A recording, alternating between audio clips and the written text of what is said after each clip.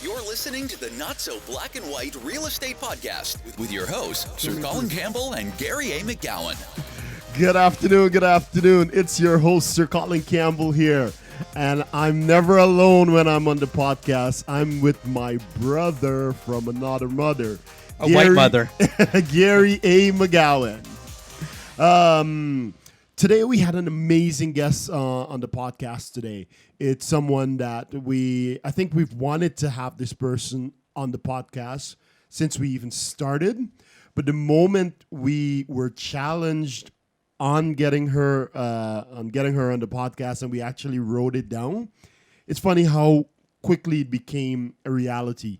And in less than 3 months after writing it down and being challenged on it, in less than 3 months, we managed to have Dianna Kokoszka on the podcast. We had an amazing interview with her. Gary, you just take it away, man. Take it away. Thanks. No, it's pretty cool because, and what did it take? Apart from, us and more importantly, you creating a relationship with her so we could ask her. But at the end of the day, was it not just an ask?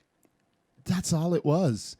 And it's funny because it's after the relationship was created, I remembered, oh, by the way, we did have that goal to have you on. Can we have you on the podcast? So the relationship never became about the podcast. No, that was a second thought. Yeah, it was just a second thought. Yeah. So who's Dianna Kokoszka? Why are we so excited to have her on? Well, let me share with you a little bit about her, and then Colin and I are going to share some of our ahas, perhaps from our interview with her. And anyways, here's Dianna. As a former CEO of KW Maps Coaching, Dianna is responsible for building the most powerful coaching and mastermind program in the industry. She has led a team of more than 100 MAPS coaches who provide coaching programs tailor-made to help their clients build on the Keller Williams business models. Her entrepreneurial spirit and industry renown have resulted in many industry honors and awards, including the Stevie Award for the Best Sales Coaching Program, and appointed to the President of the United States Business Advisory Council. I like that one. Yeah, hey now. Denver Entrepreneur of the Year in 1984 and 1991, and Denver Businesswoman of the Year in 1986, 2003, and 2004. Unbelievable. Dianna's tenacity and ingenious methods have not only brought her press covers, they have brought her big business. She believes we are all creative, resourceful, and whole. May we empower others to actively engage and participate in their own involving transformations. She is big on that. Here's a few other of her awards. Businesswoman of the Year, which I mentioned, the Who's Who in America, Best of the Best in Real Estate, Top 50 Most Influential Women in Real Estate, Realtor of the Year, and many, many, many, many, many, many other accolades. She has definitely transformed the Keller Williams and really the real estate coaching industry with the programs that she's written and how she pours into those programs and really leads by example. Absolutely. And it's just interacting with Dianna over the last couple of months on a more deeper level. She's one of the most authentic people I know. And she's so caring. She genuinely cares about you and about your success and the life that you live, because she wants everyone around her to live a big life. Yeah. And this is somebody that's like, She walks her talk. In her first year, do you remember how many deals she said she 104 deals her first year. I was like, whoa. Yeah, there we go. 100 in her first year, and she's gone on to do thousands and thousands of transactions, and that just enabled her or created the foundation for what she really was destined to do, right? Absolutely. And she talked about that. Yeah, absolutely. We all have a purpose, and do you remember the 2 dates that are most important in her world? The date you were born and the date you realize why you were born. Yeah. Or your purpose in life. Your purpose in life. And she's clearly found her purpose. Yeah. You can tell that, obviously. And her purpose, one of those is, that main purpose is to help others find their purpose. Yeah. What is your biggest takeaway you got from her? That you can never have enough questions. Yep. And that is what she does. She she just writes questions down she journals every day and writes questions down. And she shared, was it 20 or so with us at the end of the end of the interview? 13, I think it was. Yeah. 13. And Colin and I started writing them down. We're like, forget this. We're just going to watch the just podcast. Listen. Yeah, just listen and just take it all in. And it wasn't about, how can I get more leads or how can I do bigger business? It was all internal. Yeah, absolutely. Who am I helping? Why didn't I help them or not? What, how can I help them be different? How can I help myself be different? It was very deep and you can tell she thinks hard about these questions because they're impactful and they make you stop and question yourself, am I really making a difference? Absolutely, absolutely. I think my biggest takeaway from the conversation and the interview that we've had, more conversation that we had with Dianna, is, and she said this a number of times, she said, you can't give what you don't have. And that was around leadership, and it almost it goes to everything that she's saying. As a leader, we cannot lead a team if we're not studying leadership. Right? If we want to, bless a lot of charities out there with monies, if we don't have that money, there's no way we can give that to other people. So it just comes back to you can't give what you don't have. And it when she mentioned that a few times, I went internally a lot there. We both did. Yeah, yeah.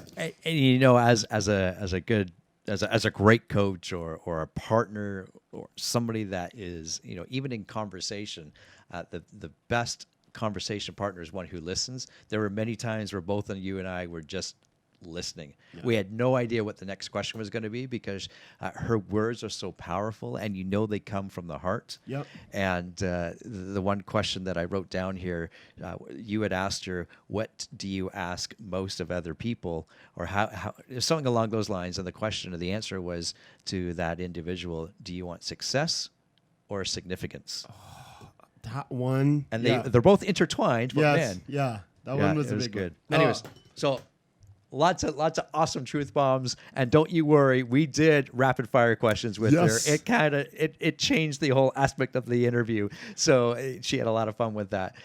So without further ado, here is our interview with Dianna Kokoszka. That's right. Dianna, thank you so much for being a part of this. We truly, truly appreciate it. I mean, you're someone that I can speak personally that I've admired my entire tenure in real estate, and now to have you on the podcast is an actual dream come true. And they talk about writing your goals down. Only 3 months ago, we wrote down that we're going to have Dianna on our podcast, and here it is. Actually, the goal was to have Dianna on the podcast before the year is over. And here it is. So just for our viewers who don't know who Dianna Kokoszka is, just tell us in your own words, just a quick bio, who Dianna Kokoszka is. If you ask me who I am, I would say I'm a child of God. Yes. First thing I would say. Then what happened in my life, most people know me because you've heard the story. I got into real estate because I bid on a television PBS show where they were auctioning it off. It was about 2:00 in the morning. I got in for $50. Thank goodness, because I didn't have a whole lot of money. And then when I passed my license, I actually put my kids in a red wagon and went door to door because I couldn't afford a babysitter. And so with all of that happening, I realized that lead generation was the main thing to real estate, getting to know those people. I took a house, the households of about 100 homes, and literally got to know those people so well. I mean, I knew their names, their kids' names, their dogs' names. I drove the neighborhood. I drove it every morning very early as people would take their kids to school. My kids were little at the time, and I would wave to them. They thought I lived in their neighborhood. I actually didn't. I lived about 5 miles away. I shopped at the stores where they shopped, and I had Santa Claus visit their house with me during Christmas time if they believed in Santa, which I knew if they did or not. I had pictures with Santa inside their homes. I mean, I did all sorts of things to get to know those people, and no one succeeds alone. They started helping me. I started hosting house parties. Back in the day, it was when Tupperware was really big.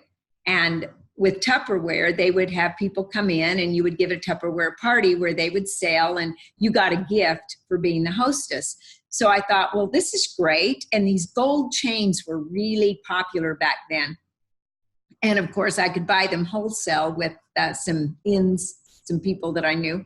So I bought the chains wholesale and I gave a chain to a woman if she held an investment party. And I would go in and teach people how to invest in real estate inside the home with the party. And it was so much fun. And of course, refreshments. And at first we just started with the women. And then the guys wanted to start coming in. So I said, well, if I can bring my kids at night, they can play with your kids and we'll have an investment party. Well, then I started helping people invest in real estate. And then I started getting known for many other things. So it was just one thing led to another. The main thing, though, is you got to build those relationships. And that's what I learned at a very young age. Relationships take you a lot of places. Go ahead, Gary. Awesome. So I'm gonna come back to some of those points you made later in the podcast, because I know we'll be able to tie it in quite nicely. But so you started your career by prospecting, as every agent should, and creating a network that you could influence. I want to spend a little bit of time there, and then we'll move into some of the the courses and things material you provided for Keller Williams, and not only for Keller Williams, but for all agents out there. But talk to us. I just want to set the foundation before we get to that point. Talk to us a little bit about what it takes to build, you touched on it lightly, what it takes to build, a network of raving fans, if you will. Well, number one, they got to like you. You got to like them. Find out where the common bond is. The book, Everyone Communicates, Yet Few Connect, is so important because it's that connection that actually makes people and where they want to help you, they desire to help you. And so when you're prospecting, find out, what do you have in common? Because if you have nothing in common, you're never going to build a relationship. You're never going to be able to influence them, because it's all about influence. And then find out the needs. When you give people what they desire, like you guys are giving them a great podcast, the people that actually want to hear this, want to learn, are on this podcast right now. And the people that didn't want to be on it are not on it. Absolutely. That's so simple. So are you giving the people what they want? If they're not accepting it or not desiring it or not clamoring after it, then you're not giving them what they want. For example, HUD homes. Now, I know a lot of younger people don't want to hear about the past. It's like, oh my gosh, that's crazy that I move forward, yet I learn from the past. She's talking to you, Colin, by the way. Okay. That's exactly right. I know your number. Finding what people wanted. They wanted to get into the HUD homes. Back in those days, it was pretty bleak. Many HUD homes all over the place, only you couldn't get into them because every office had one key and one key only. So if an agent took that key out and my buyer wanted to see a HUD home, I couldn't show them any HUD home because there was only one key. So I said, well, every buyer wants to see a HUD home. So I actually ended up going back to Washington, D.C. I had to go that far to allow realtors to get into HUD homes by putting lock boxes on the HUD homes. So that actually got me Businesswoman of the Year, which then I used that to influence more business people. So every time you look for a need and you solve that need for the people, and if it's something that's for the masses, you're going to be able to spin off of it in so many ways. So what is it that your buyers are looking for? What is it in this area that the people are looking for? When I started knocking doors, I did a survey. And of course, I would say, do you have 2 minutes to help me with the survey? And then you don't pause. You go right into the survey and they'll start answering. If you pause, you're dead. They'll say no. So I would ask them, like, do you think there's enough shopping in the area? Well, I knew there wasn't enough shopping. So that really got them talking, because I knew everybody wanted a grocery store because they were traveling about 5 miles to get to a grocery store. When you got 2 little kids in the car and a dog or whatever else, it gets crazy. So they would talk to me. And then I took it to King Soopers, which was a branch in a chain in Arvada, Colorado, Denver area. And I said, look how many people are saying they want a grocery store out here. And I only, went to 100 doors. There were about 900 doors, plus more and more people were buying homes, and they were building out in the area, and it was growing rapidly. Well, they let me know when they were going to build the store. I went back out. Now I had something to tell everybody. And I became known as the local expert, which is what Keller Williams likes you to be known for, right? That's why they gave us the app and everything else, so we could do that. So when you think about it, what do your people need? What do your people want? And then figure out a way to give it to them, and they will beat down your door, right? So it sounds like every time you saw a challenge in the community, you just went out and solved that problem. And you made connection with the members of that community, which built relationships, which create raving fans.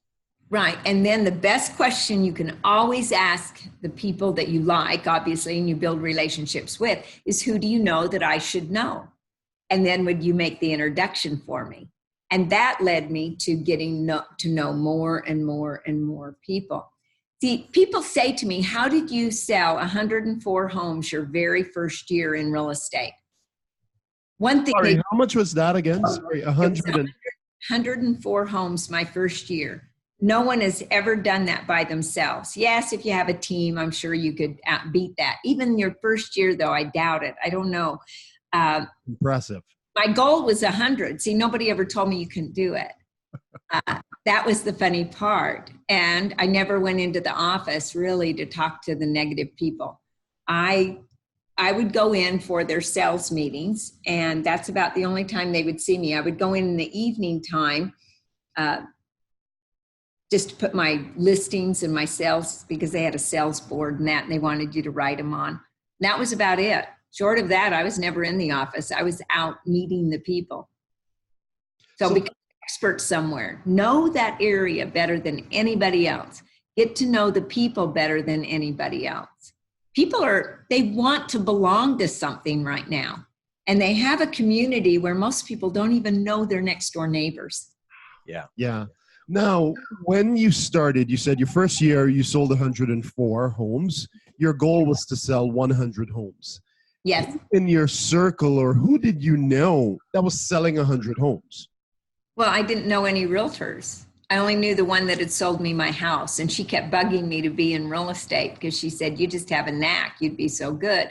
Roseanne was her name. And I bought my first house when I was in college, and then immediately bought the second house, which I got married, I raised a family, and stayed in that house clear up until they were 18. I was too busy to move. People go, you're in real estate and you don't move? I go, I don't have time to move. I wanted to help people.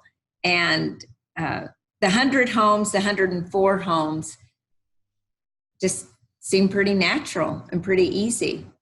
No, it made I have a question. I got to jump in there. Sorry. Go ahead. What do you think? So you're the realtor that purchased the home for you. What do you think she saw in you to know that you would be an outstanding realtor? What did she see? She just told me that I cared about people, and that I had been a waitress back in the day. They call them servers now, right?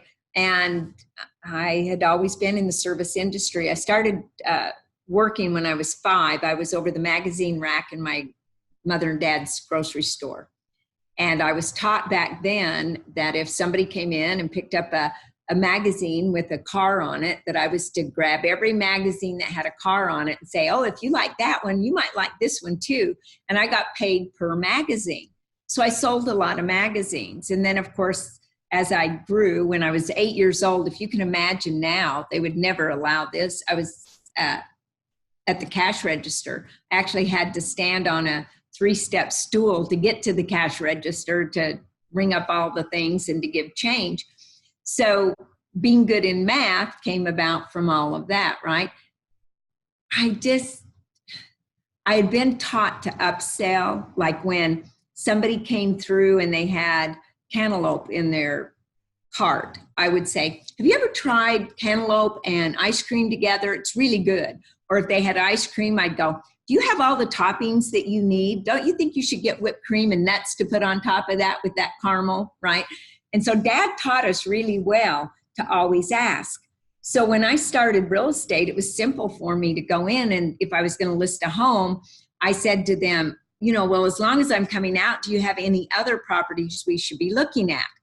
And people would say, well, all of the others are rentals. And I go, well, maybe because of the tax ramifications, you would be better to do a 1031 tax deferred exchange and get rid of those. And let's at least look at that, okay? And so I found that I wanted more than one listing when I went into their house, if it was possible, and it was good for them. That's the big thing. It wasn't just about selling the house. It was making certain that it was good for them. Wow. That's awesome. What I heard there was all the scripts that you're so famous for, the foundation was laid by your parents, perhaps. Absolutely. Oh, absolutely. Yeah. Absolutely. I'll tell you one thing that I believe would help every person out there, whether you're a realtor or not. My dad, when I was in 9th grade, he gave me a record called The Strangest Secret by Earl Nightingale, which I literally wore out over the time that I've had it. And he gave me a second one. I haven't worn that one out because I don't have anything to play it on now, yet I still have the record, right? Well, he also said, Dianna, everybody wears a sign around their neck. And I don't care what you do in your life, you'll be successful when you know how to read the sign. Well, I said, okay, what does it say? And he goes, no. You have to figure that out. So every night at dinner, because back in those days, you actually ate dinner as a family, right? Even if it was in the back of the grocery store, we ate dinner as a family. And he would say, what's on the sign? And I'd go, oh, Dad, I don't know. Just tell me. No, you got to figure it out. Well, he drove me crazy to the point that I kept thinking, what's on this sign? I was in a drugstore back in the day. You actually had Cokes and that at the drugstore soda fountain, talking to this lady. And as I got up to leave, she said, well, thanks for conversing with me and making me feel important. And I thought, oh my gosh, that's what that sign said. It says, make me feel important. Make me feel I ran home literally and said, Dad, I actually know what the sign says, I think. It says, make me feel important. And he said, that's right. He said, some people have a sign that's just little teeny tiny. And some people have a billboard that's flashing, right? And you got to figure out, because when you can help people feel important, then you're going to be successful. Only it's got to be authentic. Absolutely. A lot of people say things and, they're kind of slimy. I don't know what other word to say or use. They're so nice to you and they smile at you and they act like that they like you. Only, no, they like what you can give to them or what you can do for them. There are people that love people and use things. And that's who I want to be all my life. Love people and use things. And then there are people that use people and love things, right? I want to love people and use things. And I've met a lot of the other type, especially being a CEO. There's many, many people that are so, so great to you because you're a CEO. And I realized that they're doing the best they can. You don't judge them. You just know that they like the CEO. They don't like me. They like the CEO. And so whoever is the next CEO, they'll like them and you'll be shoved to the side. Your true friends will like you no matter what your title is. Your true relationships are built with people that like you. And like you're making me feel very, very important by allowing me to share. And the people that are listening, they can either stay on or tune out. They have a choice too, right? Isn't it great? Absolutely, absolutely. Now we're gonna just pivot a little bit and talk about leadership, because as the CEO of, at one point you were the CEO of Keller Williams, and Oh, of MAPS coaching. MAPS coaching. My apologies. MAPS coaching. MAPS Yeah, no, coaching. that's okay. I just wanted to make sure I was authentic there. Yeah, CEO of MAPS Coaching, and you're known for being a great leader and influencing a lot of hundreds, if not thousands, of agents. I think my first question to you is, or our first question to you is, what does leadership mean to Dianna? Well, to me, leadership is very, very important, because leadership, well, if people aren't following you, you look behind you and nobody's there, you're just out taking a hike, right? You're not a leader. A lot of people think they have to have a title to be a leader. They don't. Every single one of us are a leader, and we're always influencing somebody. You may be influencing your wife to go to the movie with you or out to dinner. She may be influencing you as to which movie you're going to see, right? Everybody is a salesperson, and everybody is a leader, even if they're only leading themselves. So to me, leadership is something that should be studied by every single person out there, because your leadership, and as John Maxwell says, leadership is influence, nothing more, nothing less. Well, if you're going to influence people, you're going to sell. If you're going to influence people, it may be your idea that you sell to them. You're selling something. And influence allows them to open up their mind and take it in. So without leadership, you have no influence. And without influence, I don't know how you move forward in the world. A follow-up question to that, Dianna. And in the few minutes that we've been on air, the word influences came up a lot. Tell me more about that. Well, it's interesting because a gentleman called and asked if he could interview me on influence. And it ended up with me writing a chapter in his book on what influence means to me. And I was telling you guys that before, so I figured you might be asking me some of those questions, right? But he asked, what is influence? How do you define it? And to me, at the core of influence, well, it's about making people move through our expressed ideas as well as our silence. You can say things, words matter, and what we say and how we say it will influence other people. Yet our silence influences people as well, because our body language is 55% of our communication. So no matter what you say, what you do actually speaks much louder. So with the influence, we influence them by our action. We also influence them by our inaction. Think about the people that have influenced you. How did they influence you? Was it through their actions, through their words, through their tonalities? Was it a combination of all of it? Was it how smart they were, the things that they shared with you? Or did they influence you the most because they changed your life? They said something or did something that resonated with you, that they didn't really speak to you from their head. They spoke more from their heart. And their heart communicated with your heart. And because of that, you said, I'm going to take that idea and I'm going to implement that idea. And your life changed. So I think influence is allowing people to become all that they can be, because you see so much more in them. Just like with you, Colin, at Coaching Skills Camp. I pulled you aside. I remember exactly. And I said to you, I see something in you. I see leadership in you. And by heck, you better bring it out of you or I'm going to track you down, right? And if you are in Canada. Sometimes we influence people because we blaze a trail, right? I mean, we go boldly where no person has ever gone before. And to take the words of, who was it, Kirk? Captain Kirk. Yeah, Captain Kirk, yeah, to boldly go. Right. Yeah. And we move them because they see that we're going somewhere. and they want to follow us, which is leadership. So that's one way to influence.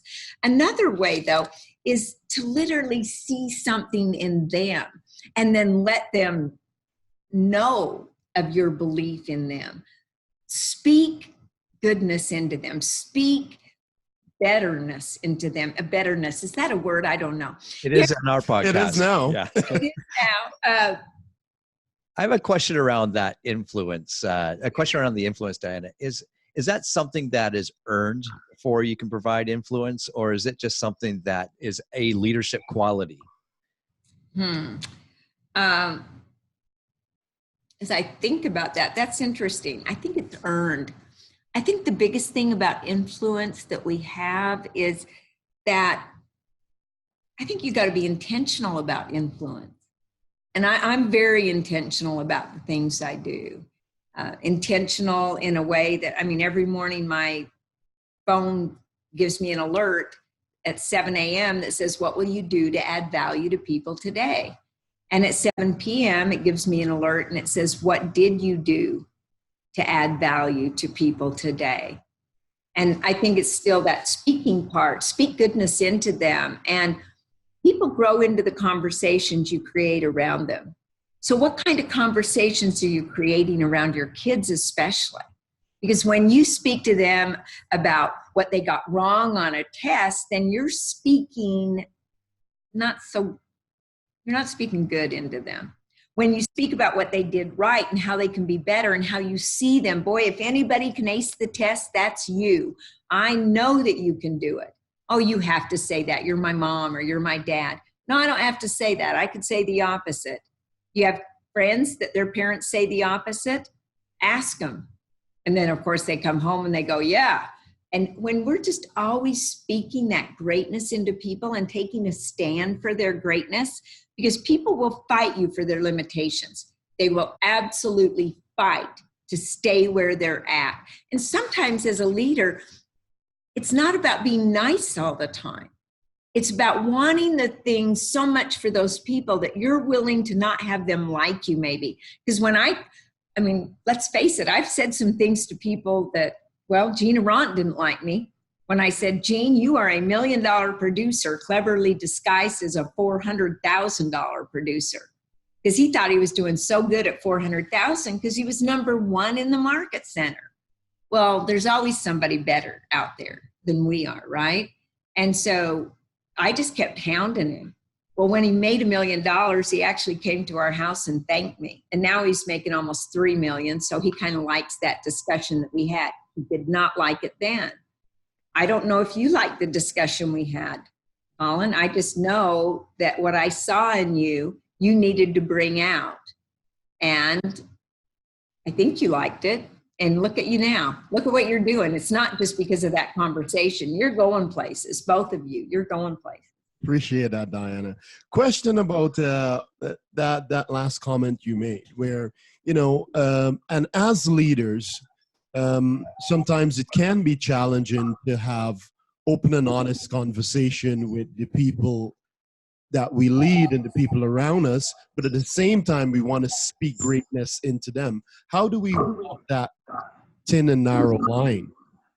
I think it's a great question. Number one is, I believe when something isn't going right, you call someone in immediately and you sit down. Now, I've got to tell you, a lot of people, they have the sandwich. In Australia, they call it the crap-filled lolly, right? Where you tell them something good, then you tell them something bad, then you tell them something good, right? And I love that when I heard the Australian people say, oh, that's the crap-filled lolly. We don't do that. Well, I think what you do is you do say to them that they mean a lot to you. In the discussion, you just want to bring up how this one thing is affecting you or the team or whatever. And then you give them an example of what happened, right? And so by giving them an example around the issue that you have, then they can see what happened. And you can say, so what do you think the people actually felt or thought when that happened? You get some discussion going. And you always end it with, I really want to work this out if you want to work it out. Are you willing to do that? and move forward with a new commitment, with a new expectation, with something different. But I think you owe it to them to do it quickly. You owe it to them to give an example, and you owe it to them to allow them to get better. To just be called in and said, hey, goodbye, so to speak, because of this reason, short of stealing or doing something illegal, I think I don't think you're a very good leader. I think you need to give feedback to people and give them a chance to change. And as a leader who has been a CEO, recognized for multiple accolades, what questions are you asking of the people you lead to allow them to think much bigger and to live, an empowered life? Boy, you guys have some really good questions. It would be nice to have them before the thing started. I love how you put us on the spot. No, I actually have some very good questions I ask people. Number one is, what is more important to you at this time in your life, success or significance? Because each one of us go through that time period where success is so important to us. And since you can't give what you don't have, it's hard to be significant without success, right? Yet there comes that little cusp where people start moving more towards the significant part. And that's where I really want to help people. I want to help them with their success, yet I don't want to keep them there too long, because then they start believing their own press, and they start thinking they're actually bigger than they really are, right? Yet when we can get them at that cusp from success to significance and move them into the area where they're helping other people, it's so great. Now, by asking that question also, I find a lot of people that want significance and they haven't had success. Well, you can't give what you don't have. And so have you ever been at I took a class once. It was on for sale by owners. Now, I had called on a lot of for sale by owners. I had listed a lot of for sale by owners. In fact, it was a year, I remember it so well, because I had sold 49 for sale by owners. I wanted to do 50. That's why I remember it so well. And they were doing a for sale by owner class. And I thought, well, maybe if I take this class next year, I'll do better. Well, they were saying things that all the for sale by owners I called on that I didn't list, plus the 49 I did, I'd never heard that. And the more they talked, the more I started wondering, do they actually even call on for sale by owners, or did they just get this from somebody else and now they're teaching it? You know, when you have that BS detector, that's a believability scale. Just so you know, believability. Thank you for clearing that up. Okay. Yeah. And you just know for some reason. So when I say you cannot give what you don't have, then go out and be successful. So now you can become significant by helping other people become successful. Another question I like to ask them is, what are your strengths? In fact, on my Facebook page, I challenged everyone to write down 100 strengths. And I said, now, the minute you read this and you're going to say, oh no, I don't have 100. Yes, you do. Go find them. And it's amazing how many people are now writing back to me saying, I was at 57 and thought I was over. And now they've gotten to over 100. One guy ended up with 107 and he was stuck at 10, right? We all have them. God gave us so many. So I asked them, what are their 100 strengths? The other part, what are your values? What are your values? Do you really think about those values? And do an exercise where you not only just choose your values, you actually write out the definition of those values. And then you write out where those values showed up in your life. By doing that one exercise, it's amazing how clear you can become in what you truly want to do with your life. I always say there's 2 dates that are so important in everyone's life. The first one is the day you're born. And the second one is the day that you realize why you were born. That purpose, that drive, that determination will show up. So I like to help people find out, what is their purpose? Why were they put here on earth? What is it that they're to do? And then just help them do it. You know, I love it. And the value question, what are your values? A lot of us know what they are, but we've not really wrote them down or talked them out loud. And I think that is such a powerful exercise. well, and how much do we really work on ourselves? I know when I was younger, I have to tell you, I wanted to change everybody else. You know, if only they would be this way, then I would be better. If only this would happen. I was coaching someone, this is last year, and he said, well, if my mom would have been better, then I could be better. And I said, I get that. Now, let me ask you, if you went to the doctor and you were ill and he wrote out a prescription, should he write it out for his mom, or should he write it out or for your mom or for you?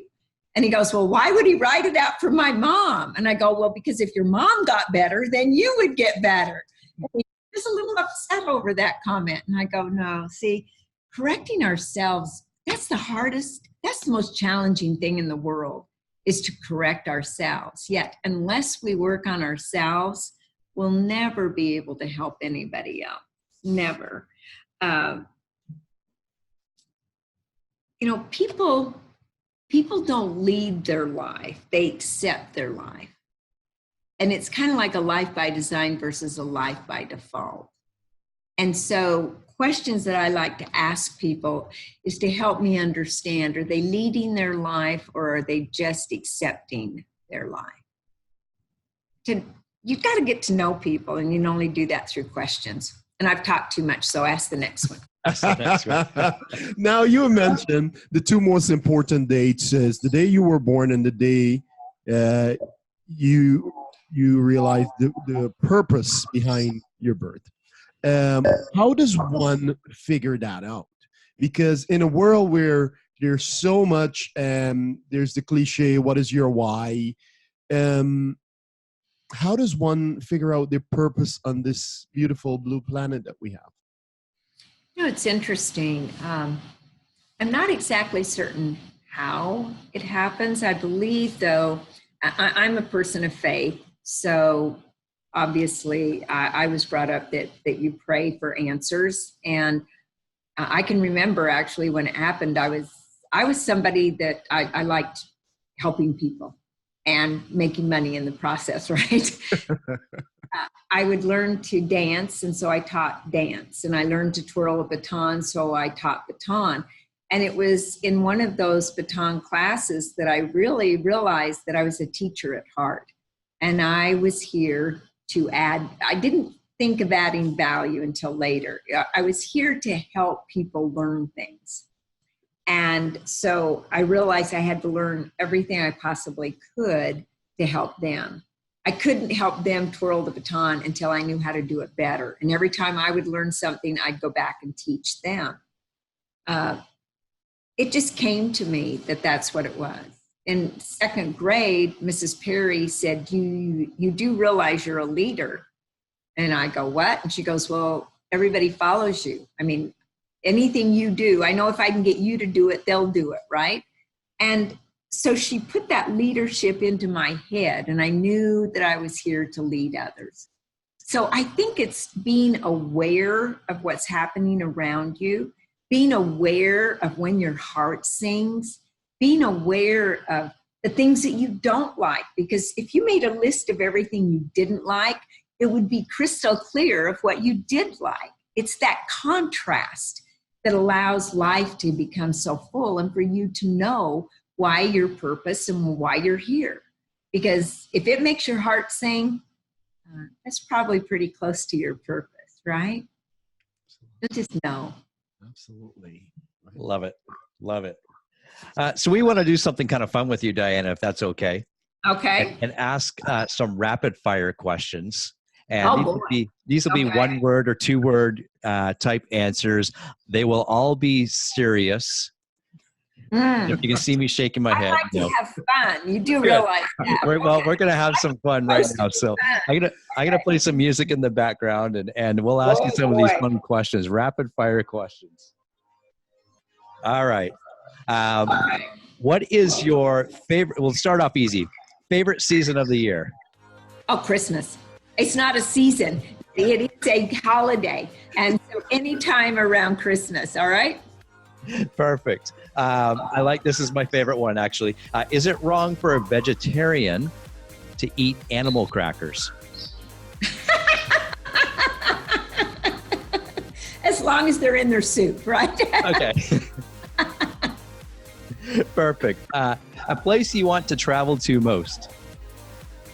Oh, my word. I've been so blessed to travel so many places. That was supposed to be rapid fire. I'm actually going to Israel in February, and I'm looking forward to that. I'm going to go to Dubai and the Taj Mahal, and then on to Israel to walk where Jesus walked. Wow. Oh my gosh. That sounds absolutely amazing. Yeah, it is, because I'm going with John Maxwell and Margaret, his wife. So he has an in, I think. I keep telling him, you have an in with all that stuff. Yeah. Yeah. Awesome. Favorite junk food? Popcorn. Is double dipping at a party ever acceptable? No. Have I done it? Yes. Yes. Of course. Nobody will actually admit it, but we all do it. Name one of the 7 dwarfs. Sleepy. And I tell people never to read into the answer. We should go a mile a minute. That's the thing you think about, right? Thank goodness I didn't say dopey. Very good. Would you rather tea or coffee? Tea. Do you like big dogs or small dogs? Oh. All. Dogs. I actually had 3 small dogs over my life. Yeah, so small. Very good. Just a couple of more here. Would you rather cake or pie? Cake. Cake. We're going to end up maybe more on a funny or serious note, because this is a great question for you. If you could ask God one question, what would it be? Oh my word. One question to God? Why don't you ask me an easier one? Easy question. Yeah, easy one. It's supposed to be rapid fire. Yeah. No, I was going to say, like, ask me what I'd ask Moses. Like, Moses, how did you part the Red Sea? How did you put up with those nagging people for 40 years? Come on. Who washed your feet in the desert for 40 years? Okay. I would ask God, what do you want me to do? Oh, good answer. Yeah. It was always going to be a good answer. What am I talking about? Climb a mountain or jump from a plane? I've already jumped from a plane and I've already climbed a mountain, so both. Both. Okay. I had one more in my mind and I can't think of it. Are women complicated? Well, there was a guy that found a bottle on the sand, right? Like one of those genie lamp type things. And he rubbed it and the genie came out and he said, you get one wish. And he said, well, I've always wanted to go to Hawaii and I cannot, I can't fly. It scares me. So I want to drive. So will you build a bridge to Hawaii? And he goes, oh, no, that's too complicated. And he goes, okay, he says, you need another wish. And he goes, okay, I want to figure out, how does my wife think? I mean, how do women think? And the genie said, how do you want that highway to be 2 lanes or 4? So, that might be the best answer we've ever gotten. That's the best answer for Are Women Complicated? I love it. Very good. Thank you for putting up with us on that. It's a lot of fun, actually. We get I love it. I love it. Some funny and interesting answers. And for the queen of questions, for us to ask you such random, silly questions, it's great to see your response to them. It's priceless, actually. Yeah. Awesome. So I don't know how we go back to leadership or anything serious. We're going to jump right back into leadership. But we will. Okay, back to leadership. Now, you had mentioned when you were around grade 2, your teacher mentioned, that she saw leadership in you. And so between that moment to today and everything in between and building a massive business, leading so many people, what limiting beliefs you had to overcome during that time? Limiting beliefs that I had to overcome. Number one, that I deserved a lot of it. I came from a very small town, and it was interesting because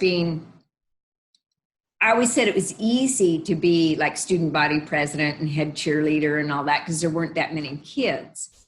And yet I think back now and I go, well, there were only 4 cheerleaders, and yet there were hundreds of students. So why did I think that? I don't know.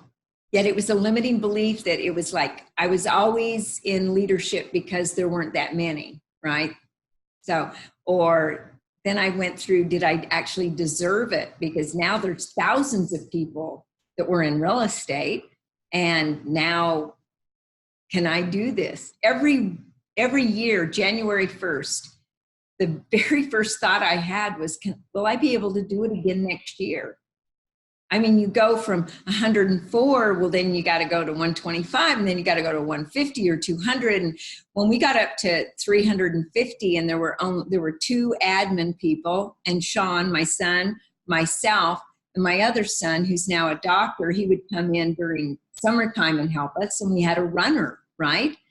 I mean, that isn't a whole lot of people selling 350 houses, and you'd get up and go, oh my gosh, can I do it again? Should I add more people? What should I do? It was a limiting belief. I found that people would say, your expectations are so high, your standards are so high. And I had to overcome that limiting belief that, well, maybe I am too hard on people. We all have things that we're going through. The big one though was, do I deserve this? Seeing so many people that weren't doing that well. Yet I realized that can't give what you don't have.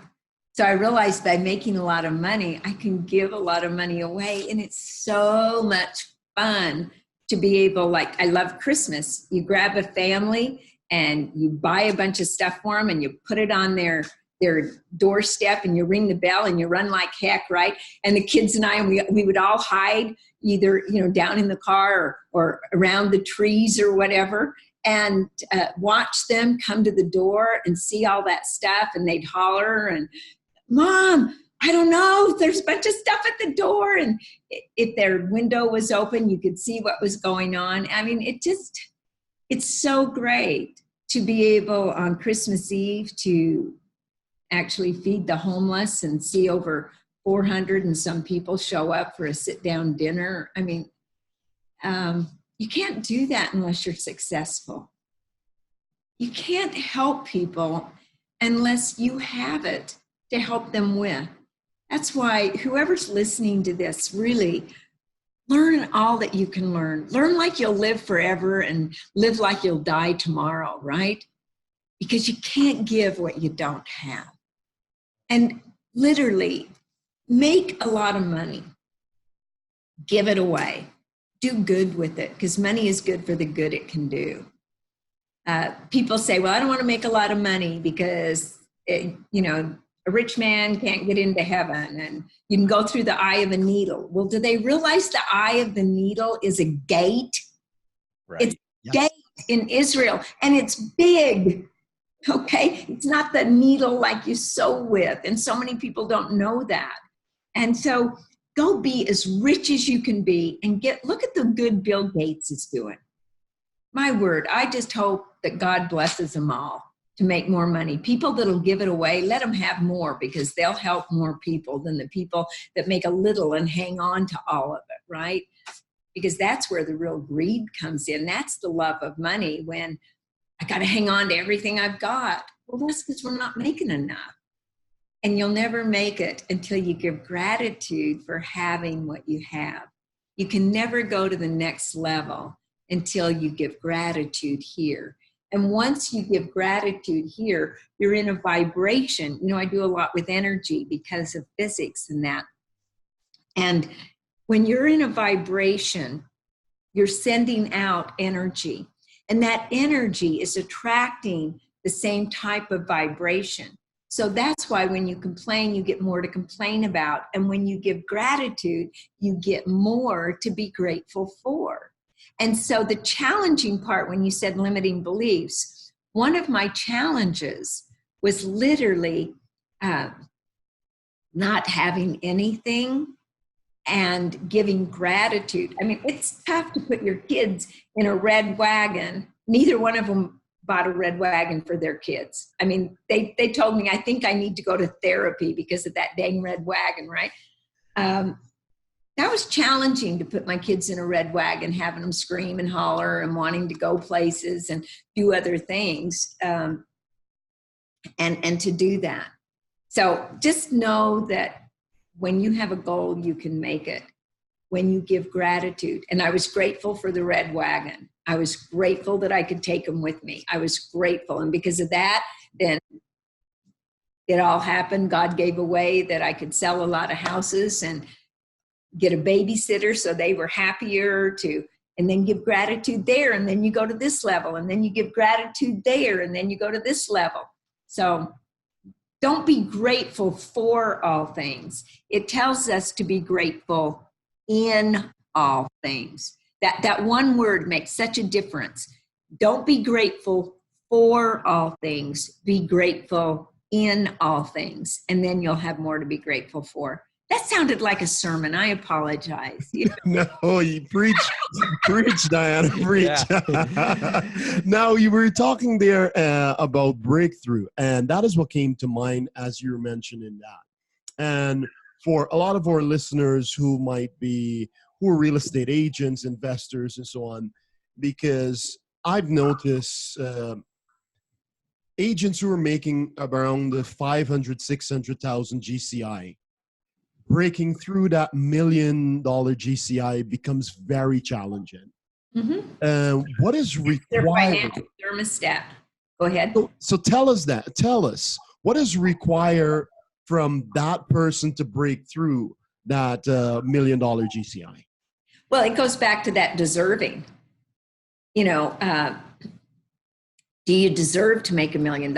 If your financial thermostat is not at $1 million, if you don't know what you would do with the money, chances are you're never going to make it, right? Because if you've been doing 500,000, that's where your financial thermostat is. In fact, you tell me how much you made last year, and I'll tell you where your financial thermostat is. It's right there. Because you'll sabotage deals, you'll make stuff up, you'll upset people, you'll do something that makes you stay at that 500,000. And so we've got to start thinking bigger. And so what are people doing to think bigger? I mean, do you take the Rob report? Do you go out and look at expensive things? Do you tour $1 million homes if you don't live in one? What do you do to increase your financial thermostat? Because once a brain is expanded, it can never go back to its original size. The checkbook exercise that I wrote into bold, where you literally started out with $1,000 and then every day you had to double the amount and you had to spend it all on different things. There comes a point where you don't know what else to do except for give it away. So just the mere fact that you're going, what would I do with $100,000 in one day? What would I do with $200,000 in one day? And you go, well, that's crazy. I'm not going to make that. Well, first of all, if you say that, you won't. And yet just thinking about what it is, your brain starts going bigger, bigger, bigger, bigger.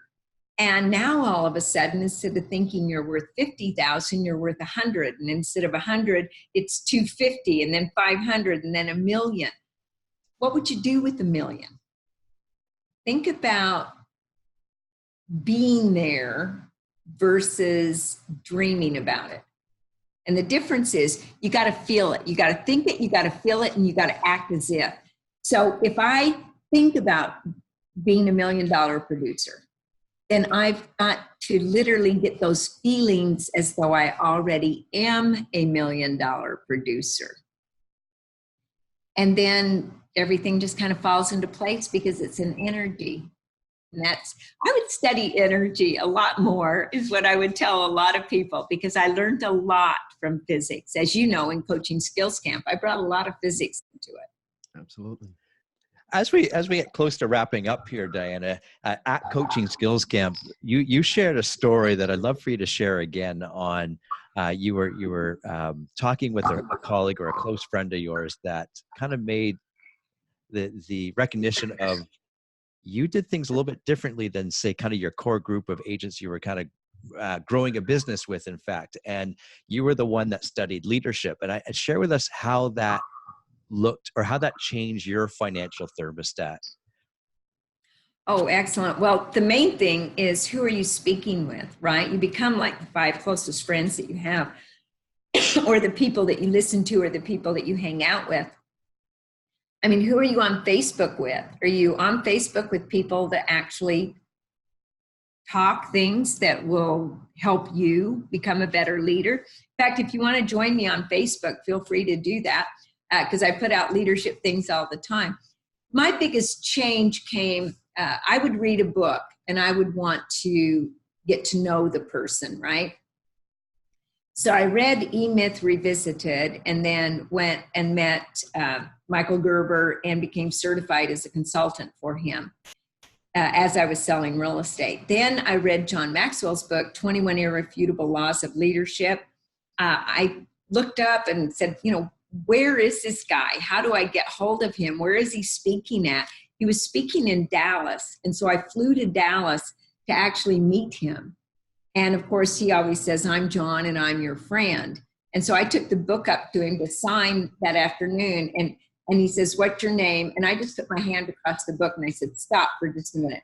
You're John and you're my friend. I'm Dianna and I will become one of your closest friends. And I just give gratitude for that right now. So go ahead and sign the book. It has 2 ends, right?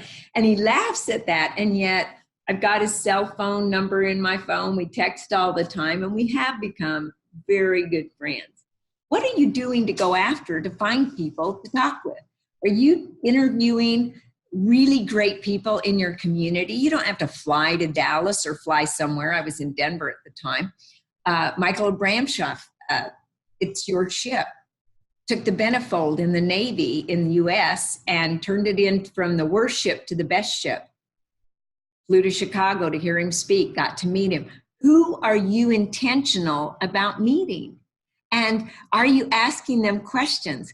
I challenge you to interview one person a month in your community, a top person that makes money. Find out how they think.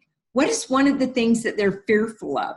One gentleman told me, my wife has gotten so big from her illness, I'm afraid if she falls down, I won't be able to pick her back up. That was his greatest fear. And here's a guy that was a billionaire. And so you find out how they think, you find out what they're going through, and then you start emulating a lot of the things that they do. So who are you going to interview this month? No, I get to ask you a question. Yeah. This is not how it works. Yeah. Did you see we both looked at each other? Who's going to answer that? Not me, not you. Yeah. At some point, I would like to have an interview with Warren Buffett. I would love to have a Warren Buffett. Warren Buffett. Yes. A friend that got to meet him for 10 minutes. She walked in and she said, she did her investigation and she said, before we start, I just thought it would be nice if you literally had one of your favorite beverages. And she knew that he liked Coke. Yeah, it was cherry Coke, I think. And so she opened up the can and she knew that he liked it in a certain cup with the Sonic ice, the crushed ice. And she poured it and he goes, nobody has ever done that. Little lady, you can have an hour. Wow. Hour with Warren Buffett because she investigated and she was intentional. So be intentional when you meet him, okay? And it will happen when you give gratitude for already doing it, and then go after it. Go chase it. Who are you going to meet? Well, I want to interview my namesake, Gary Keller. Yes. So we've been Yes. talking about that. Well, there you go. See, just go and make it happen. Who do you want to meet? And then how many people are you telling about it? Yes. Get the right people. You're only 5 people away from getting to them anyway. You know that, right? It's funny because they say that we're 5 people away, but with the internet now, which has brought all of us so much closer, I almost want to challenge that to say maybe we're just 2 or 3 away. I don't know. Why don't you find out? I That's will. a good research project. Now, Yeah. who are you? Which next mentor are you searching out, Dianna? Actually, I just made it happen a little bit ago. I'm going to meet Oprah in January. Oh, Yeah. So I'm excited. I'm going to take my daughter-in-law with me, and we're going to spend 2 days and go down and spend some time with her. if you need help carrying your bags, let me know. I can do Sometimes it's only a matter of getting to meet them and one question. You know, it doesn't matter if it's one question or 20. It's just the mere fact, one, that you've accomplished it, and 2, what you're going to find is everybody's the same. We're all children of God. We all have different talents. And yet, are you willing to take a stand for yourself? You know, I was holding my journal. This is my journal. And this one's filled. Yet when you buy a journal, like my kids, this one was like $100. And my husband just came in the door, so that's good. And they said, why would you spend $100 for a book that has nothing in it? And I said, oh, because of the things you're going to put in it. It's going to be worth so much more than 100. Yet, do you have a blank book? Because this is your life. Every single one of us are given a blank book at the start of our life, and we get to fill in the pages when we hold the pen. Oprah was told to change her name to Susan because nobody would remember Oprah. She goes, you're not picking up the pen to my book. I'm going to write my own story, right? And so she stayed Oprah. And I think everybody pretty much knows who she is now, unless you're under a rock or something. So what story are you writing? Are you giving the pen to somebody else, allowing them to write your story, or are you writing your own story? What kind of a story are you writing? Is it a thriller? Is it a comic relief? What kind of story? You get to choose.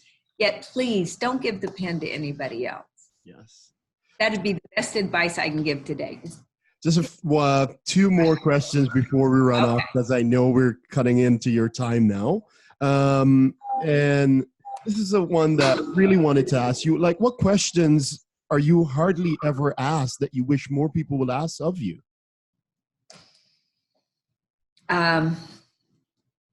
What question am I hardly ever asked? It's a great question. I don't know. I've asked so many questions. I don't know. Probably more questions about how great my mom and dad were. Then tell us. Yeah. My mother was way ahead of her time. Way ahead of her time. She did rotisserie chickens before anybody ever did them. Hoagie sandwiches that she sold. And she'd bring people in to learn how to make chocolates, and then they would put packages together of the chocolates so you could buy them at the grocery store. I don't know. That'd be great. Some questions, though, I like to ask people, because I've just thought of some of them that you asked me before, like, how are you investing in yourself? How do you see yourself? How's your self-image? Those are some questions I like to ask other folks. And those are questions that have never really been asked of me. Are you genuinely interested in other people? How do you intend to make a difference in your life and the lives of other people? Well, I don't know if any of those will help you. The big one is in real estate was, who do you know that I should know? Oh, that's how we're going to end. That's how we're going to end the podcast. Well, and I think we did the questioning wrong. We should have led with that last question. We should have led with that last question. Yeah, right? That's right. Well, okay. So one thing, though, I do want to say to people right now, at the Christmas time and the end of the year, it's really a great time for reflection. go back through. This is one thing that helped me. I don't know if it'll help you or not. It's a challenge, though. You should go back through your calendar day by day through the entire year and see where you actually spent your time. Who did you spend your time with? And sometimes you find out that you spend your time and with people that did the least of what you asked them to do. They took more of your time. And you find that you were in the 80% of things you shouldn't have been doing when you should have been in the prospecting and all of those items. It's such a great reflection time. And there's questions that you can ask. I'm just going through my journal right now because it's, I can even send some of these to you, Colin, if you like. That would be lovely. My self-analysis. Have I obtained the goal that I established as my objective for this year? Have I delivered service of the best possible quality of which I was capable of? Or could I have improved any part of the service I gave? Have I delivered service in the greatest possible quantity of which I was capable? Has the spirit of my conduct been harmonious and cooperative at all times? Have I permitted the habit of procrastination to decrease my efficiency? And if so, to what extent? Have I improved my personality? And if so, in what ways? Have I been persistent in following my plans through to completion? Have I reached decisions promptly and definitely on all occasions? Have I permitted any one or more of the 6 basic fears to decrease my efficiency? Have I been overcautious or undercautious? Has my relationship with my associates been pleasant or unpleasant? What fault of it is mine? Have I dissipated any of my energy through lack of concentration or effort? Have I been open-minded and tolerant in connection with all subjects? Those are 13 of them. I actually have 29 that I go through. But that's what I mean when you keep a journal and you start refining what it is that you want, you can go back to it. And I go back to those pages at the end of every year and answer those questions. Sometimes it's real fun and I get to see all the greatness. And sometimes it's real ugly and I get to see the things that I wish that I could have undone. And then I give gratitude for my humanness because see, fish don't swim in pure water, do they? They only stay alive when the water is kind of mucky. Well, I'm a human and I'm still alive, so I'm kind of mucky, right? And I'm still swimming in that mucky water, working to get as good as I can get.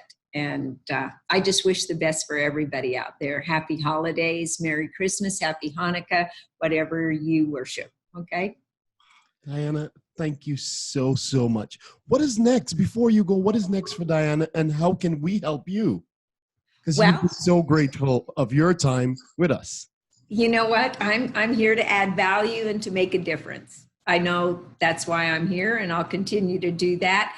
Get on my Facebook page and follow some of the things and you'll see, okay? And what's your Facebook page? It's just Dianna Kokoszka. It's a fan page. I guess that's what they call it. I have no idea. I'm just learning all this. It's so much fun. I mean, literally, I just posted before I got on here some things about finances that I was reading in Success Magazine. And so I shared some of the things that we all have to do to be, it's not how much you make, it's how much you keep. And that's what I titled it. So get on there and see. I got some good ideas for you, okay? Do it. Dianna, thank you so much. Okay, see you guys. Bye-bye. Yeah, bye-bye. Thanks. That's amazing. Thank you, Dianna. Thank you. You guys are amazing. That was a lot of fun, and we are so grateful to you for giving us your time here. This was phenomenal. Oh my word! It was fun for me too, especially the rapid fire things. And I still want to know when you meet Warren Buffett and who you're going to meet, and when you do that. Okay, keep me in touch. Bye bye. Bye now.